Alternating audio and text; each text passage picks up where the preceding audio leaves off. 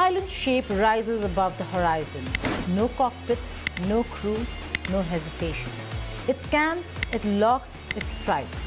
This is how countries now project power. Not with boots on the ground, but with machines in the sky. Because drones aren't just gadgets, they're doctrine. From Nagorno-Karabakh to Ukraine, from the Red Sea to the line of control, unmanned aerial vehicles, UAVs, have redrawn the map of modern combat. They find targets, they jam communications, they strike without risking a pilot's life. And they are multiplying fast. Nations aren't merely buying drones, they're building ecosystems, sensors, satellites, AI targeting, counter-drone jammers and swarms. The new air power is not about the biggest plane, it's about the smartest network. But as the silent revolution unfolds, questions loom. Who will truly command the skies of tomorrow, and will the next war even need soldiers? Hello and welcome. You're watching Statecraft with me, Geeta Mohan.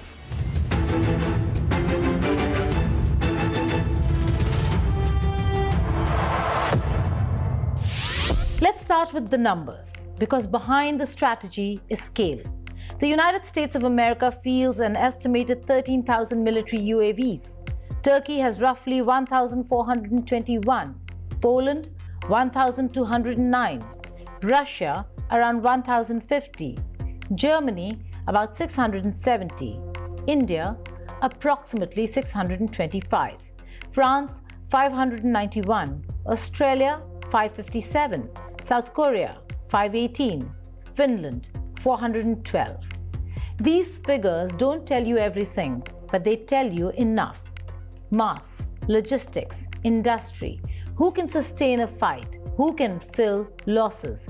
Who can fly again tomorrow? Numbers, though, are only chapter 1. The real story is what these fleets can do. The US inventory stretches from high-end reconnaissance and strike platforms like the MQ-9 to maritime UAVs and stealthy prototypes. Turkey's rise is powered by export champions like the Bayraktar family, drones that combine decent endurance, precision munitions, and affordability. Poland's surge is about layered procurement and local manufacturing. Russia leans on Iranian-style one-way attack drones for mass. Program and seekers, fused with satellite and ground radar, add loitering munitions, and you've got a storm cloud that thinks. Which brings us to South Asia, where in May, drones took center stage in one of the sharpest India-Pakistan confrontations since 1971. Triggered by a terror attack in Pahalgam that killed 26 civilians, many of them tourists, India retaliated. What followed between May 7th and May 10th was something both new and inevitable. A duel not just of artillery or aircraft, but of unmanned systems. A first for two nuclear-armed rivals with the world watching. If you can't see, sort and swat in seconds, you're behind. Yet, the drone race isn't only about India and Pakistan, it's a global sprint. France is building naval rotorcraft drones. Australia fields Tritons for maritime watch and Reapers for persistence. South Korea fuses domestic manufacturing with high-altitude reconnaissance. Finland embeds Israeli-designed light UAVs down to brigades. Everywhere, the trend is the same.